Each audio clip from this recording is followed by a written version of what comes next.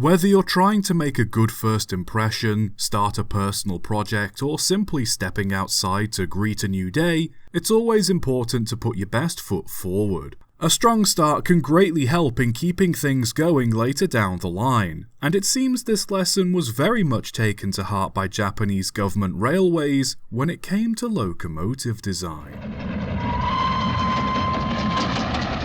In the beginning of the 20th century, the Japanese Ministry of Railways started the process of organising and streamlining the country's railway network. Part of this process involved developing and standardising their locomotive designs, starting with their freight engines. Designers took inspiration from the Class 9000's and 9200's, these being 280 machines imported from the Baldwin Locomotive Works in the US, and the 9150's, which were partially designed by Richard Francis Trevithick, Richard Trevithick's grandson.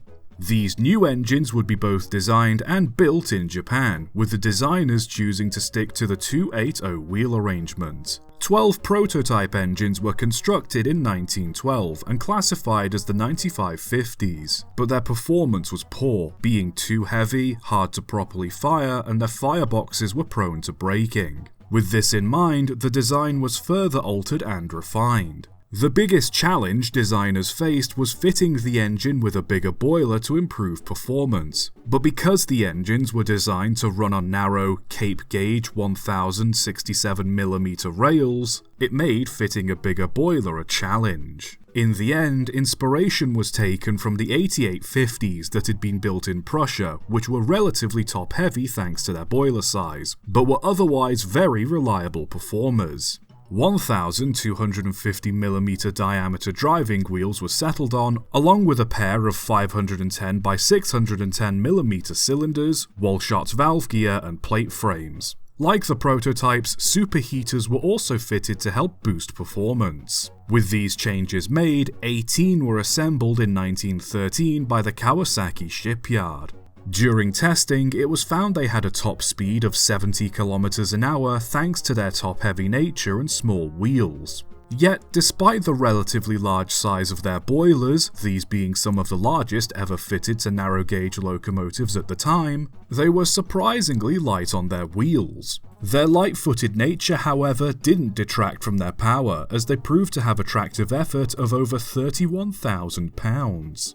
To put that into perspective, that's almost on par with a Stania 8F while being over 10 tons lighter and running on more narrow rails. Despite the pledge to have the engines be 100% Japanese built, the first 18 made by the Kawasaki shipyard used piston valves built by Schmidt and stockpiled axle springs Kawasaki had in reserve. With the engines proving to be exactly what the JGR was looking for, the design was tweaked one last time, classified as the 9600's, and put into full production, with all the engine components being produced in Japan. Between 1913 and 1924, 770 6900's were built for use on the network. Kawasaki was the primary producer of these engines, pumping out a total of 686 engines on their own, with the remaining engines being built by Kisha Shizo and the Kokura factory. Not all these engines were built identical, some having minor modifications made to them for different kinds of work on different parts of the line, such as different cabs, funnels and steam domes, and some had smoke deflectors fitted along with air brakes and headlights.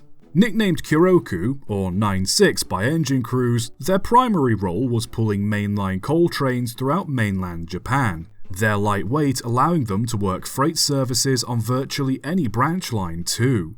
So effective were the engines that 19 more were built for use on private railways and another 39 were built for use on the Taiwan Governor's Railway between 1923 and 1939, though 14 of these engines were built by Alco in America instead of Japan. By 1923, the bigger, more powerful D50's were being introduced onto the network, and while they took over the 96's primary role as mainline goods engines, the 96's still found plenty of use on branch lines and lighter secondary services. Even when the D51's, which greatly outnumbered them, came into service in 1936 and drove them off the main lines completely, the 9600's remained the go-to goods engines on steeper lines along the network.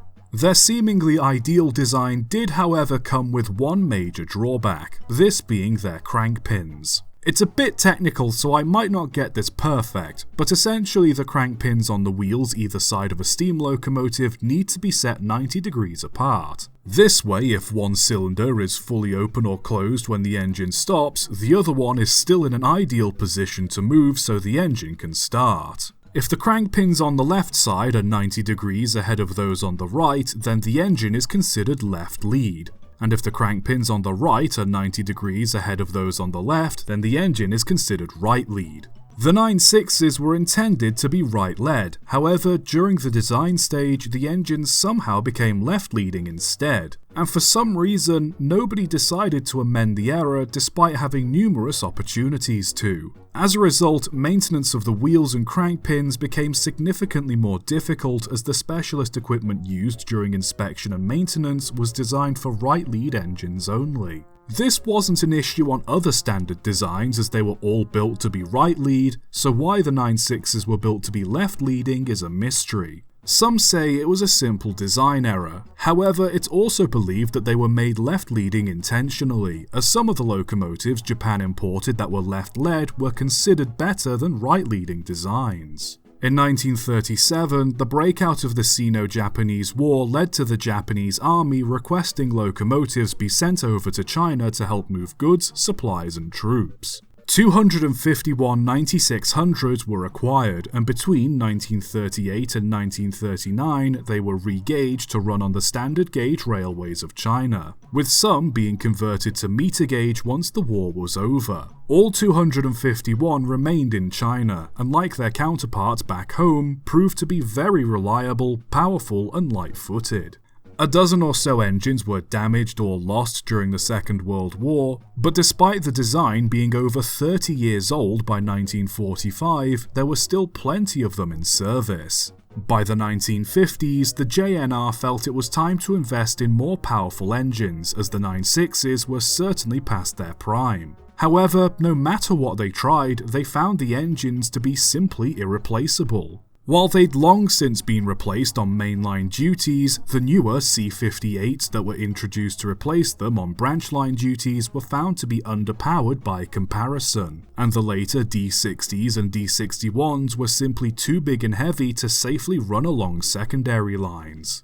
They weren't untouchable by any means, as many found themselves withdrawn, displaced, or working as shunting engines as times changed, but the fact was that the railway needed to either spend a fortune on strengthening their weaker lines to support the bigger engines, use the less powerful engines, or simply keep using the ones that already worked. As a result of this, the railway ended up cancelling their plans to build more D61's and just kept using the 9600's.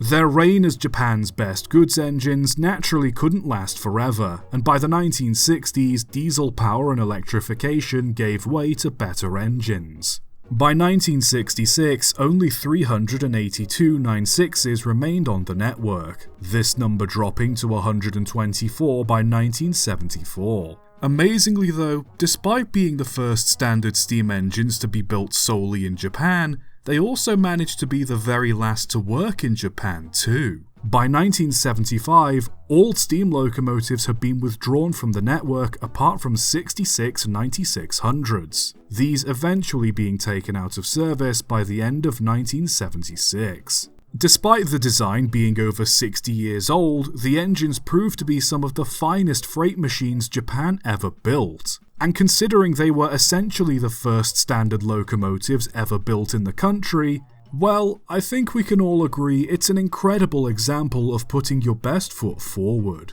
Out of the 828 9600's built, 47 have been preserved. 1 in Taiwan, 3 in China, and the remaining 43 all throughout Japan. The problem is, that number has been slowly going down, as some of the engines were poorly preserved and had to be scrapped as a result, with the most recent one being cut up in 2024. And now, another engine faces the chopping block, number 9667, built in 1915. The engine has proudly been on display in Takahagi City for the last few decades, being looked after by both JNR employees and members of the 9667 Preservation Society.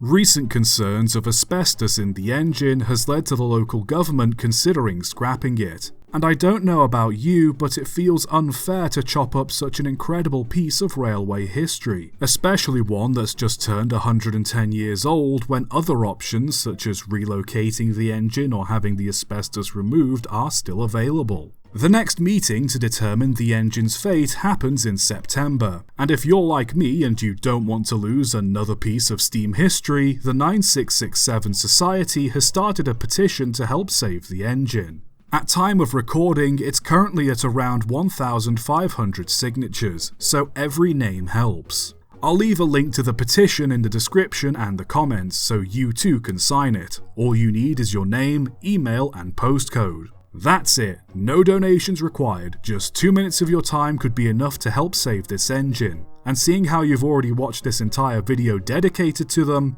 I think it's the least you could do. Well, go on. Get signing! And subscribe for more.